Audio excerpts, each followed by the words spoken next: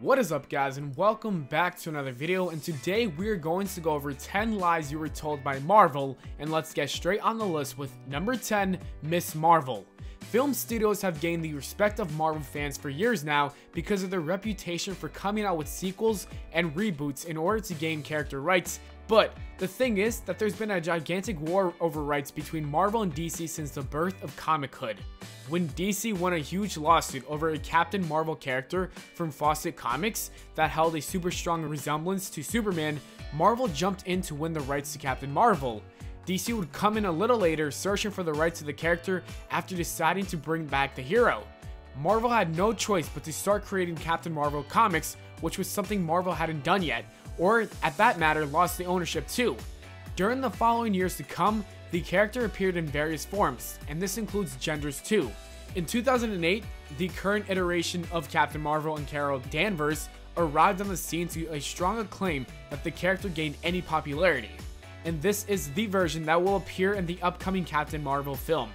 Number 9, Daredevil. We all know the famous story about how Matt Murdock was blinded when he pushed a senior citizen out of the way of an oncoming truck that happened to be carrying radioactive waste. We were originally made to believe that it was only Matt who was affected by the radioactive waste, but in 1983, Kevin Eastman, the author of Daredevil, and Peter Laird, the author of Teenage Mutant Ninja Turtles, came up with a scenario where that same truck kept going and the radioaction collided with another innocent bystander who happened to be carrying 4 baby turtles, which would later fall into the sewer. Thus, the Teenage Mutant Ninja Turtles were born. So in conclusion, Marvel tried to say that Matt Murdock was the only one affected by the truck, but in other universes, there were other heroes born out of that disaster. Number 8, Hulk. If you really didn't dig deep into the Marvel Comics universe, you may be under the impression that the Incredible Hulk has always been an important and crucial member of the Avengers. This is only because you know what you saw in the Avengers films. Although, even though Hulk had been a member of the Avengers team in the very first comic issue, the big green gentle giant immediately quit the team, decided to go rogue, and was not a central member again until the advent of the Marvel's Avenger film, where he just magically appears as if there was never any drama. Number 7, Venom. Believe it or not, there is a chance that there would have been no such thing as Venom today had the fans not complained about Spider-Man's brand new black suit look in the early 1980s. The concept for a black Spider-Man suit was famously brought in a contest for $220 by Randy Schueller. Fans, however, didn't react the way they thought they would. They were so upset about the change in how the friendly neighborhood superhero looked that Marvel was forced to have Spider-Man remove the costume. This is the real reason why Venom was created. The black costume found its way to Eddie Brock taking over his body and creating Venom. Number 6, Dr. Doom. This may just be one of the biggest lies in all the Marvel Universe's entirety. Dr. Doom might as well be called Mr. Doom. There was no PhD added into his resume. While Victor Von Doom attended college for his first time, he was eventually expelled right before he could graduate, which means that he's either lying about his years and years of education, or that he got his diploma through going through some kind of online course. But let's be honest here, Dr. Doom sounds way cooler than Mr. Doom, which is probably and most likely why the name stuck. Number 5, Superman. It seems more than likely and probably almost always expected to think that Superman was the first superhero to have the ability to fly, but if you do your research, it was actually Marvel's part human, part Atlantean superhero, Submariner, who was the first to discover that he could fly while Superman was still practicing his parkour moves by leaping from one building to another. What's even more unique is the fact that Submariner just might have represented Marvel's first shift into mutant characters, as his skill of flying, neither thanks to his human side nor his inherited Atlantean side.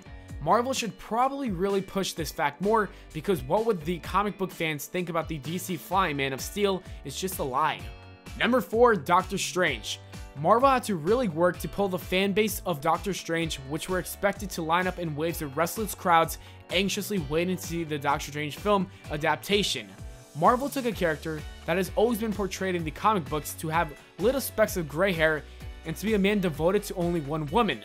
Marvel literally turned the Strange hero into a filthy dog of a man who was extremely younger looking and ready to hit on any woman who was walking by. This new Doctor Strange depicted in the film seemed to act like your typical dirty old man on the street who rubs elbows with the common man and meets up with other local magicians in weird bars. Number 3, Damage Control Team. If you have ever wondered how the cities that are completely destroyed by the Avengers get back to their normal solidified state for the next film or comic, well, it isn't only just the magic of the films and missed continuity errors. Believe it or not, in the universe of Marvel, there is actually a construction squad that goes by the name of Damage Control that is specifically known for literally doing just that, damage control of the city. Marvel has always failed to bring them up. The comics, of course, tend to bring them up a little bit, but that will never change the fact that damage control seriously does solve an important issue within the superhero movie universe, especially when the city is destroyed only so that the audience will be able to take in a city that is not in total rubble in the following issue or film. This being said, there are currently talks of a damage control TV series being put into production, so prepare yourself for a whole lot of city construction. Number 2, Uncle Ben. With great power comes great responsibility is most likely the most well-known phrase from any comic ever written. It's also considered the most misquoted line in any comic ever made.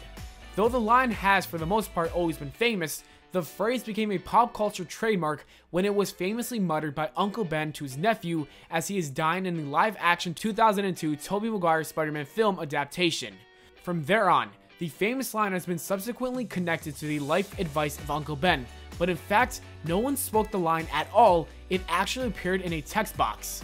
In the Marvel issue, Amazing Fantasy number 15, the line actually reads, "And a lean, silent figure slowly fades into the gathering darkness, aware at last in this world, with great power must also come great responsibility." This whole ordeal makes one wonder whether the line is more effective from Uncle Ben or from a voiceover narration spoken by Spider-Man himself. Number 1, the real Siege Wars. A few years back, during DC Comics' Blackest Night event, they offered a special deal to the retailers. If wholesalers were to place particular orders for tie-in titles to this event, the retailers would also have the option of buying a set of rare collectible Green Lantern rings. Marvel somehow sought out an approach to fight this promotion by offering a deal of their own. Any Marvel fan who submitted 50 ripped covers from any of these limited DC tie-in comic books, Marvel would hand over a free copy of Siege number 3 to the retailers for the fans, along with an extremely rare Deadpool cover. In the end, DC ended up boosting sales and they were able to promote a thinner set of titles and succeeded in distributing a cool new collectible accessory to their fans. Marvel's plan, however, was overseen as being in bad taste along with not making any economic sense to wholesalers. Deadpool is cool, but definitely not worth thousands of dollars of merch just for one of his quote-unquote rare covers. His true fans were saddened to find out that this was just a hoax that Marvel failed to pull through with. Sorry Deadpool fans, another time. And that is it for the video, guys. As always, thanks for watching. We hope you all enjoyed. If you did, do not forget to leave a like and subscribe for more. Make sure to follow me on Twitter at Valenplana, and I'll see you all later.